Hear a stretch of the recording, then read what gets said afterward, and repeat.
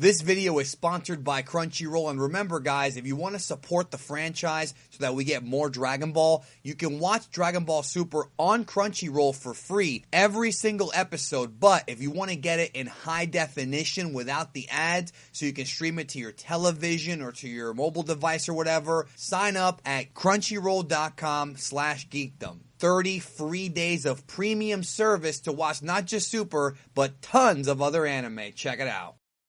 I have really been looking forward to Dragon Ball Super episode 76 for quite some time. Not just because it's going to have the return of a lot of the classic Dragon Ball villains, and I'm really excited to see them come back, but this is actually the last episode before the Universal Survival Arc begins next week. It's next week, guys. Episode 77, the Universe Survival Arc starts, and this is going to be the last episode where you hear the original Dragon Ball Super intro music, which is Chozetsu Dynamic. It will be retired after this episode, unless, of course, they bring it back in like a, in a throwback episode or something like that. But this is going to be the last time you hear it, starting next week with Dragon Ball Super episode 77, the Universe Survival Arc. The new song, Limit Break X Survivor, is going to be starting next week. And you heard a little preview of it in the Universe Survival Arc preview that we've been talking about all week with Girl Broly and Frost and all that. But anyways, this video is my review for Dragon Ball Super episode 76.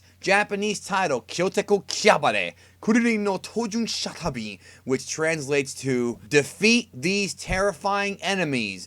Krillin's fighting spirit returns. And when we last left our heroes, Goku and Vegeta, they were in this forest of illusions to find this plant for Master Roshi, and all of a sudden they were surrounded by enemies of the past. And if you're a fan of all the classic Dragon Ball villains and the villains from DBZ, of course, you're going to get your money's worth here because they all come back. They're all there. Well, not every single one, but the familiar faces and the ones that actually mattered were there. So we see, if I take a head count, we see Frieza, Boo, Tambourine, Vegeta, Nappa, and I'm talking about Saiyan Saga Vegeta and Nappa with the armor and the scouters, Piccolo, Cell, the entire Ginyu Force, Dabura, and Raditz.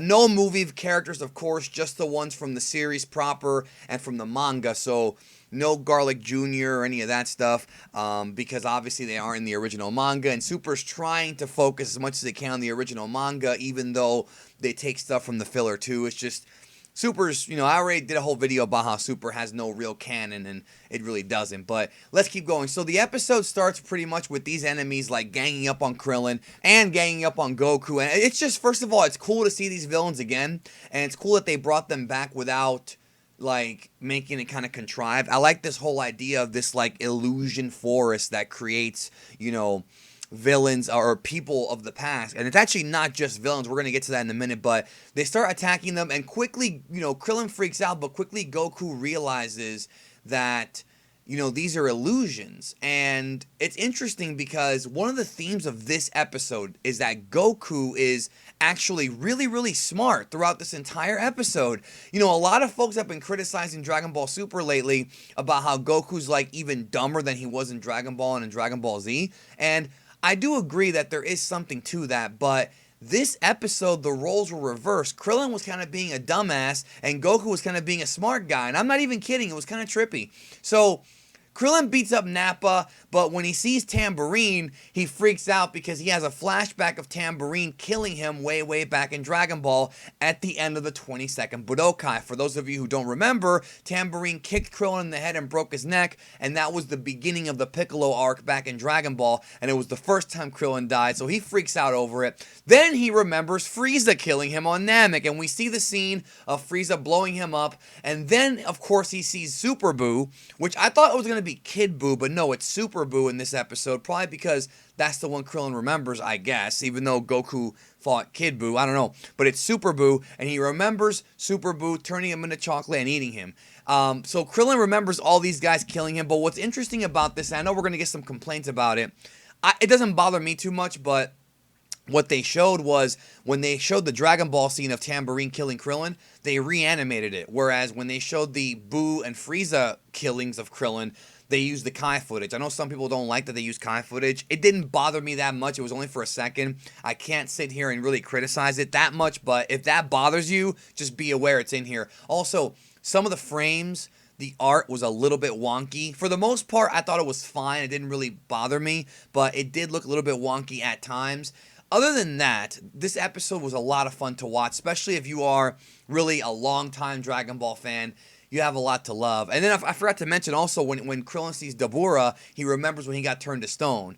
And Goku's like imploring to Krillin, hey man, take this seriously. They're just illusions. Don't worry about it. Then we see an interesting twist. We actually see an evil Bulma appear. And I'm like, wait a minute, she's not a villain.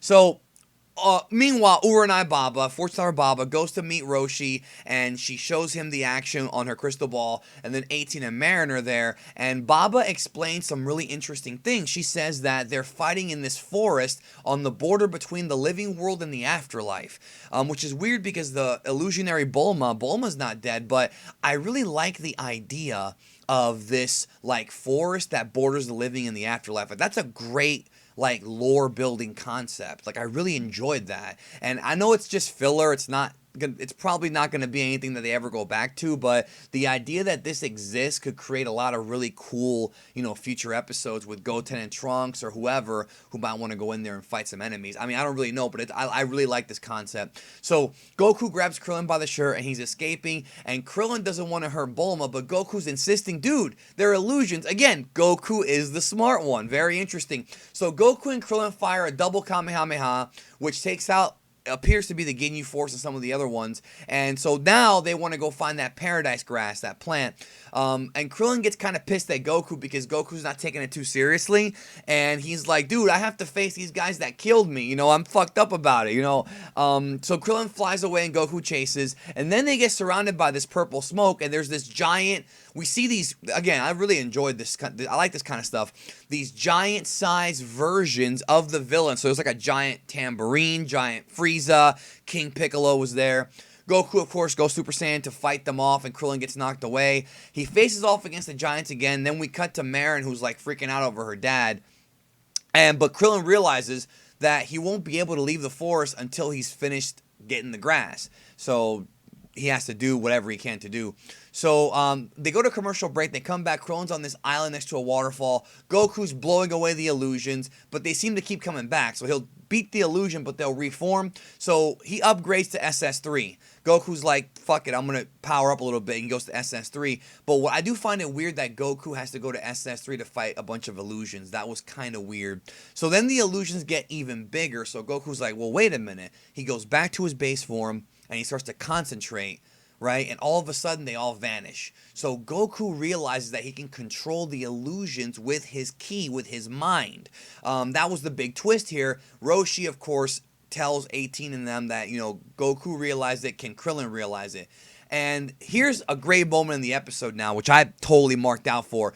Goku calls for the Kintoon. That's right, folks, the Nimbus Cloud. We have not seen flying Nimbus, the Kinto Cloud, since when? Since the episode where Gohan went to high school? Like, I can't even think of another time that we saw it, except for maybe like in the outro to one of the super endings. When was the last time we saw the Nimbus Cloud? This was a great throwback. Again, Dragon Ball fans, a lot of you guys, including me, have been watching this freaking show since we were little kids, and we get to see it again. It's so cool. Like, I love when they do stuff like this. I don't want the whole series to be like this, but here and there, I love it. So then Krillin gets surrounded by 100 Nappas, right? Illusion Nappas, and then it just hit me like a ton of bricks. For those of you who are fans of Team 4-Star and Dragon Ball Z Abridged, Ghost Nappa is now a thing. Ghost Nappa is now in the official anime in a weird way. I'm tripping out, dude. It's fucking Ghost Nappa. He's there. So Krillin starts using different techniques, including the Kienzan, the Destructo Disc, and he actually cuts Nappa in half, one of the illusions, which I thought was pretty cool because if you remember in the Saiyan Saga, he throws it and he doesn't hit Nappa. He slices him a little bit, doesn't kill him. And I thought that was a cool throwback there, like, the fact that he actually cut him in half, but of course the illusion regenerates. So Krillin, of course, gets refocused, and then some weird stuff happens. Goku runs into an illusion of the Super Shenlong, the Super Dragon Ball's dragon, the big yellow one from space, who starts blowing this smoke on him. That's crazy that they had that in here of all things. So Krillin then realizes that if he controls his emotions and his energy, he can take care of this. So he starts to really focus, and then the Super Dragon appears and attacks Krillin, but he beats it. So Goku transforms into SS Blue. Goku and Krillin fire a Kamehameha, which was cool because they both fired the blast and they both like merged into like a corkscrew Kamehameha into the beams. They cross the streams like in Ghostbusters, bro. They blow away the Super Dragon, and the dragon's like orbs come down into the ground, and it sprouts the paradise grass. So it's almost as if they just beat like a level in a video game. You know what I'm saying? So all of a sudden, all these plants pop up, and of course, that's the paradise grass, and Goku and Krillin get it.